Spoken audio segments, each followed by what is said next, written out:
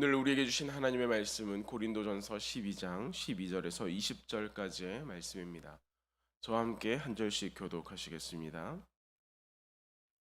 몸은 하나인데 많은 지체가 있고 몸의 지체가 많으나 한 몸임과 같이 그리스도도 그러하니라.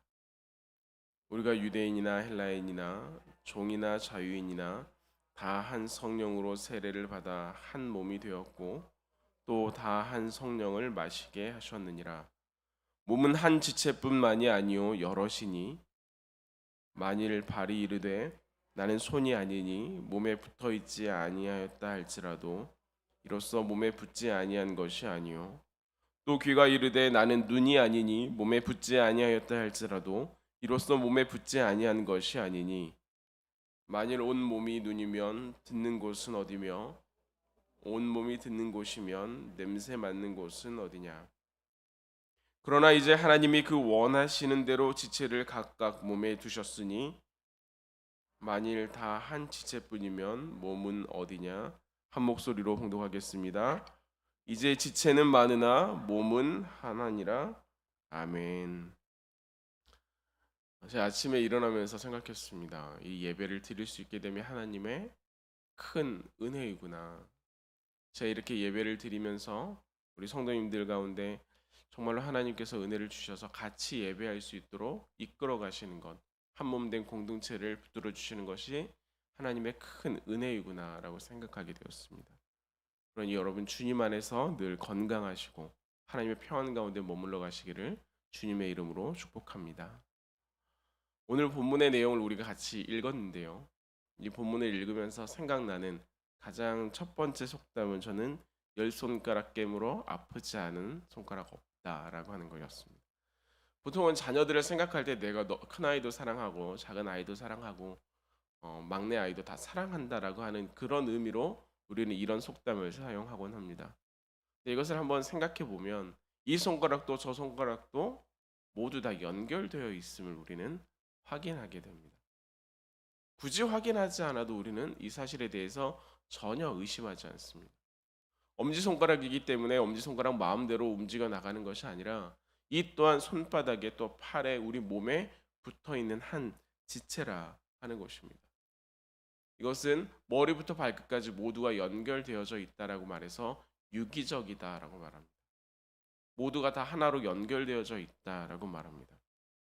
이 속담을 이야기하는 것은 우리 교회 공동체가 바로 그런 유기적인 공동체이기 때문입니다. 하나님께서는 이미 성경에 머리 되신 그리스도와 몸된 교회라고 이야기합니다. 이것을 구분할 수 없다라고 말씀하셨습니다. 그러니 우리는 그리스도와 유기적인 공동체로 존재하고 있습니다. 더 나아가 오늘 본문에서는 이 몸된 교회를 이루는 우리가 어떠하게 연결되어져 있느냐 이렇게 말하는데 어떤 사람은 눈으로, 어떤 사람은 코로, 어떤 사람은 손이요 발로 다 각각 하나님께서 두신 자리에서 각자의 모습으로 살아가고 있다 이렇게 말합니다. 그렇기 때문에 한 지체의 기능이 원활하지 못하면 몸이 건강할 수가 없습니다. 우리가 길을 가다가 발가락에 가시가 박히게 되면 온 다리가 그쪽을 절뚝이게 되는 것을 우리는 경험합니다. 그러면 그 다리만 불편한 것이 아니라 온 신경이 그쪽에 쓰여져 있는 것도 우리는 경험하게 됩니다. 어느 하나가 아니라 온 몸이 함께 겪어가는 것. 또한 온 몸이 건강하면 한 지체가 건강한 것을 우리는 확인하게 됩니다. 그렇기 때문에 지체인 성도들이 각자의 역할과 사명을 온전히 감당하고 그 안에서 서로 조화를 이루어야 그리스도의 몸된 교회가 건강할 수 있다라고 하는 것입니다.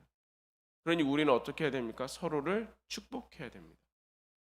내 옆에 있는 이가 축복을 받아야 우리가 건강할 수 있습니다. 한 몸 된 내가 축복을 받는 것입니다. 내 옆에 있는 이를 내가 사랑해 주어야 그 사랑이 그에게서 다시 흘러 우리 안으로 돌아오고 그 사랑 가운데서 우리 공동체가 건강해지는 것입니다. 이것은 내가 다시 축복을 받고 내가 다시 사랑을 받기 위해서 그렇게 하라가 아니라 우리의 한 몸이기 때문에 너무나 당연히 그렇게 해야 합니다. 근데 우리가 간과하는 것들이 가끔 있는데 우리는 너무나 쉽게 손을 움직이고 손가락을 움직이기 때문에 당연히 그렇게 할 수 있지라고 하다가 손가락을 다치는 경우가 있습니다. 요리를 하다가도 내 손이 여기 있는 것을 알지만 실수로 베이는 일들이 있다는 것입니다. 우리는 이 공동체 가운데 살아가면서 너무나 자연스럽고 너무나 가깝기 때문에 의도하지 않게 실수를 하는 경우가 있습니다. 그럼 어떻게 해야 됩니까? 싸매 주어야 합니다. 그것에 약을 발라 주어야 한다라고 하는 것입니다. 그리고 그것을 당분간 잘 보관해야, 잘 돌보아야 그 상처가 아물어 가는 것입니다. 교회는 그러한 공동체가 되어야 합니다. 그런데 누구나 팔은 안으로 굽기 마련이라 의식하지 않으면, 또한 심각하게 이것에 대해서 인지하고 있지 않으면 우리의 판단도 자꾸만 안으로 굽어가는 것입니다. 머리 대신 그리스도까지 포함해서 우리가 한 공동체다라고 하는 것을 잊어버리고 몸된 교회 가운데서 우리가 모두가 지체다라는 것을 잊어버리면 나는 그저 엄지손가락으로 살아가고 우리 손바닥 모임 가운데서 이 손가락들끼리만 같이 살아가게 된다라는 것입니다. 고린도 교회의 파당이 나뉜 이유도 이것이었습니다. 그래서 13절에는 뭐라고 말하냐면 유대인이나 헬라인이나 종이나 자유인이나 라고 말합니다. 이것은 고린도 교회에 그러한 파당이 나뉘어 있었다라는 것을 말하죠. 유대인은 유대인끼리, 헬라인은 헬라인끼리, 종들은 종들끼리, 자유인들은 자유인끼리. 이 고린도 교회는 마게도니아 지역이라고 하는 곳에 있습니다. 사도 바울이 2차 전도 여행을 하면서 소아시아 지역을 전도하려고 했을 때 하나님께서 아니다. 하나님께서 가리키는 저곳으로 가서 마게도냐로 와서 우리를 도우라 하시는 그들의 소리, 그것을 하나님의 음성으로 듣고 나아가 전도하게 된 자리입니다. 그러니까 예루살렘과 가까이 있는 것도 아니고 떨어져 있는 자리입니다. 그것도 터키를 지나 마게도냐로 가야 하는, 한 번의 바다를 건너야 하는 그런 지역입니다. 그러니 어떻습니까? 여기에서 살아가는 유대인들은 모두 다 외지인인 것입니다. 거기에 살아가는 원래 토착, 거기에서 태어난 사람들과는 전혀 다른 외지인들입니다. 근데 외지에서 고향 사람들 만나면 어떻습니까? 얼마나 그렇게 반가운지. 저희 아버지께서 이게 태어나신 한 고향이 있는데 저는 그곳과 전혀 다른 곳에서 태어나고 자라고 살아가고 있습니다. 그런데 교회에서 한 장례가 있어서 그 동네로 가게 되었는데 그분께 저희 아버지도 이 동네 어느 초등학교를 나왔습니다라고 말씀드렸더니 갑자기 그 가족분들이 저에게 굉장한 호의를 베푸시는 것을 경험했습니다. 아, 이곳 출신이냐고, 이곳에서 함께하는 사람들이냐고. 이것은 우리 가운데 하나의 유대감을 만들어 주기도 합니다. 우리 교회 한 성도님도 최근에 교회에 등록하셔서 오셨다가 본인이 아는 분이 교회에 있다라고 하는 것을 아신 후에 얼마나 편안하고 좋은 곳으로 이 교회를 인식하게 되었는지를 우리는 알고 있습니다. 그러니 그 마게도니아 지역 고린도에 살아가는 유대인들의 마음은 어땠을까요? 그들 또한 우리 유대인들, 예루살렘에서 함께 살아왔던 우리 아브라함의 후손, 다윗의 자손들 함께 모여 그들만의 모임이 만들어지기 시작하는 것입니다. 그것이 그저 그 모임에 그치면 상관이 없는데 하나의 파당을 이루어가는 것입니다. 또한 이러한 같은 지역 출신이 아니라도 같은 처지에 놓이게 되면 서로를 이해하기 마련입니다. 내 마음을 이해해주는 사람은 그 사람들밖에 없기 때문입니다. 종의 자리로, 종의 신분으로 내가 당하고 있는 여러 가지 억울함과 힘듦과 이 고난의 이야기를 이해해주는 사람들은 그 종의 자리에 놓여 있는 사람들이기 때문에 그 자리에 함께 모여서 이야기합니다. 그리고 불평합니다. 그리고 그들의 신세를 한탄합니다. 그래서 보게 되면 불평을 많이 하는 그런 그룹은 이 종의 그룹이라 우리가 생각할 수 있지요. 그곳 가운데서 계속해서 그런 이야기가 나오니 교회 안에 불편한 이야기가 생겨나는 것입니다. 어떻게 살아가고 있는지, 어떻게 해야 하는지. 그러니 그들은 자기들만의 억울함을 해결하기 위해 교회 안에서 자기의 그룹을 만들어 갑니다. 모두가 다 그렇게 나뉘어져서 각자의 입장에서 각자의 환경에서 이것을 이해하고 바라보게 된다는 것입니다. 초록색 안경을 쓰면 세상이 초록색으로 보이고 까만색 안경을 쓰면 세상이 까맣게 보이는 것처럼 내가 서 있는 자리에서 교회를 보게 되고 우리의 입장에서 그것을 판단하게 됩니다. 그것은 누구나 다 그렇습니다. 모두가 다 그렇습니다. 근데 문제는 그것이 좋지 못하는 데 있습니다. 그것이 옳지 않다라는 데 있습니다. 누구나 생각하기에 내 몸이 조금 더 좋았으면 좋겠다. 내 호흡도 좀 더 원활하고 내 무릎에 힘도 있고 내 팔에 힘도 있어서 내가 더 많은 일들을 할 수 있으면 좋겠다. 허리가 아프지 않았으면 좋겠다. 이런 생각은 하지만 우리 그것이 한 군데가 아프다고 해서 이것이 차라리 없었으면 좋겠어. 이렇게 생각하는 사람은 아무도 없을 것입니다. 내 손가락에 가시가 찔렸다고 해서 이 손가락이 없으면 좋겠다고 말하는 사람이 어디 있겠습니까?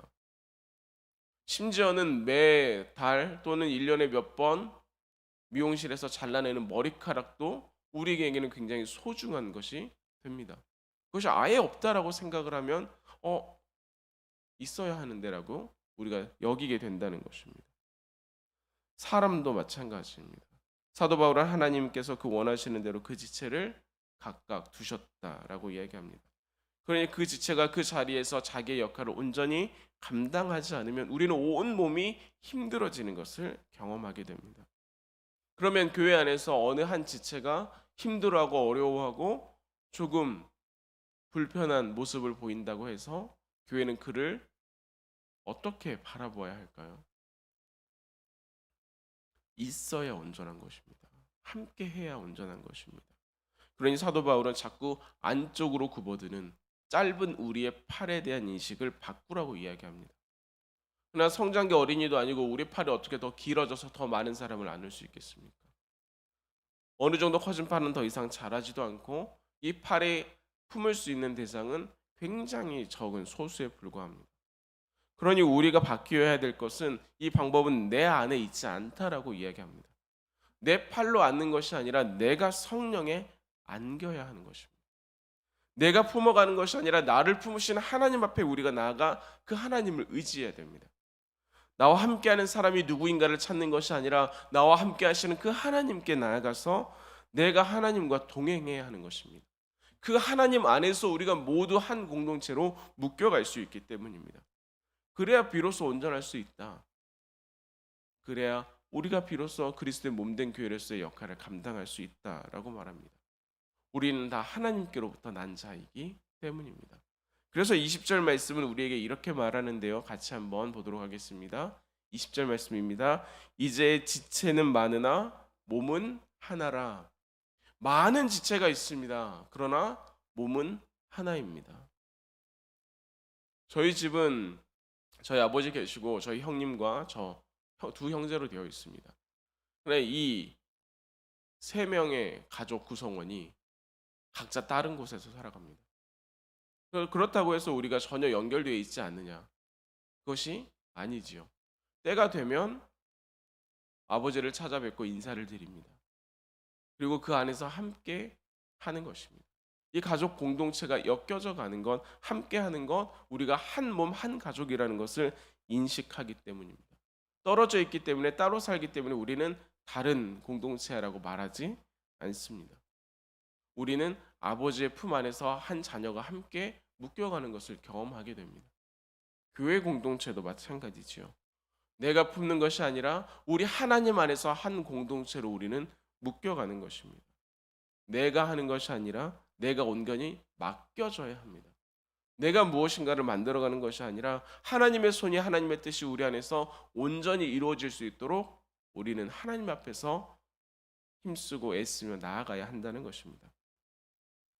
여러 가지가 연결되어 있는 것을 이야기할 때면 우리는 복잡하게 구성되어 있는 시계를 말하곤 합니다. 그도 그럴 것이 전자시계가 아닌, 그래서 기판에 놓여 있는 것이 아니라 기계식으로 돌아가는 그런 시계들은 평균적으로 70개 정도의 부품이 들어간다고 합니다. 우리의 손목 위에 70개 정도의 부품이 놓여 있는 것입니다. 근데 스위스의 한 회사는 이것을 줄여서 51개만으로 그런 기능을 할 수 있게 만들었다라고 말하지만 고급 시계들이라고 하는 곳에서는 이 개수가 훨씬 더 많아지는 것을 보게 됩니다. 그래서 어느 굉장히 고가인 시계는 무려 230개의 부품이 이 시계 안에 들어간다고 합니다. 근데 230개의 부품이 우리의 손목 위에 놓여 있을만 하려면 그것이 얼마나 가벼워야 하고 얼마나 작아야 하고 얼마나 세밀하고 정밀해야 하는지는 우리의 생각보다 훨씬 더 민감합니다. 그래서 이것을 고치는 분들을 보면 현미경을 가지고 이것을 고치기 위해 했습니다. 여기에 있는 하나의 부품이 잘못되지 않기 위해서 굉장히 천천히 굉장히 섬세하게 이것을 만지는 것을 볼 수 있습니다. 그럼 그 230개의 부품이 들어가 있는 시계가 그 중에서 하나가 망가졌다라고 한다면 우리는 그 부품을 빼서 버려야 되겠습니까? 만약에 그렇게 된다면 이 시계는 온전히 돌아가지 않을 것입니다. 물론 그 부분의 기능이 떨어지는 것이라 할 수 있겠지만 온전한 가치를 발휘할 수 없다라는 것입니다. 그러면 이것을 가지고 아무 시계방이나 가서 고쳐주세요라고 말하면 될까요? 이것이 훨씬 더 고귀한 것일수록 사람들은 그렇게 하지 않고 원래 그것을 만든 곳에 가서 고쳐달라고 이야기를 합니다.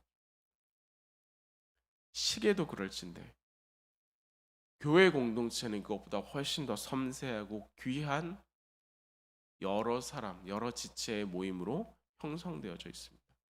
훨씬 더 정밀하면 정밀하고 훨씬 더 고귀하면 고귀하지 그것보다 못하지 않습니다. 각자의 상황과 여건이 다 달라 각자의 자리에서 각자의 역할을 감당하는 우리. 그러나 하나님께서는 우리를 한 공동체로 부르셨습니다. 그 중에 어느 한 지체가 중요하고 어느 한 지체가 덜 중요하다가 아니라 모두가 중요합니다. 그 중에 한 지체가 없으면 이것은 온전할 수 없기 때문입니다. 어느 한 부품이 없으면 시계가 멈추는 것처럼 우리 중에 누군가의 마음이 상한 채로 그대로 둔다면 우리의 공동체 전체에 이것은 아픔이 되는 것입니다. 그러니 우리는 우리 서로가 하나님 안에서 온전할 수 있도록 도와야 합니다. 서로가 각자의 시선으로 바라보는 것이 아니라 하나님의 마음으로 바라보아야 합니다. 제가 전도부를 하면서 어떤 분들을 만나게 되었는데 왜 큰 교회를 다니세요? 라고 여쭤봤더니 그러면 나를 모르니까요 라고 대답하는 분들이 있었습니다. 나에게 신경 쓰이지 않게 하니까요. 그러나 하나님께서 말씀하시는 공동체는 나와 상관없는 누군가가 아니라 우리가 하나 되는 유기적 공동체다라고 하는 것을 이야기합니다. 교회에서조차 누군지도 모르고 지나가는 것이 아니라 서로를 사랑하고 이해하고 중보하는 공동체. 그래서 그가 가진 아픔과 슬픔에 대해서 함께 축복하고 중보하고 회복을 위해 기도할 수 있는 것이 우리의 공동체가 되어야 한다는 것입니다. 그것이 우리 교회가 가지고 있는 영적인 책임이며 역할이다라고 하는 것입니다. 혹시 우리 가운데도 여전히 사랑하지 못하는 지체가 있습니까? 그를 위해서 중보하시기 바랍니다. 그 기도를 통해 하나님이 일하시고 그가 회복됨을 통해 우리의 공동체가 또한 우리가 건강해지는 것을 발견하게 될 것입니다. 내가 중보하는 그것을 통해 말입니다. 내가 이해할 수 없는 누군가의 모습이 있습니까? 온 마음으로 그를 축복하시기 바랍니다. 그가 하나님 안에서 온전해지고 축복을 받아 그것이 다시 한 몸 된 그리스도의 공동체 우리에게로 흘러와 그 축복이 우리에게도 동일하게 역사하시고 일하게 되는 것을 경험하게 될 것입니다. 교회는 그렇게 서로를 건강하게 세움으로 함께 더 성숙해 가는 것입니다. 이것이 하나님의 방법입니다. 누군가의 상함과 아픔을 보았을 때 그를 위하여 내가 축복하고 사랑하고 기도하는 것, 이것이 교회를 향한 교회에 속한 우리의 사명인 것입니다.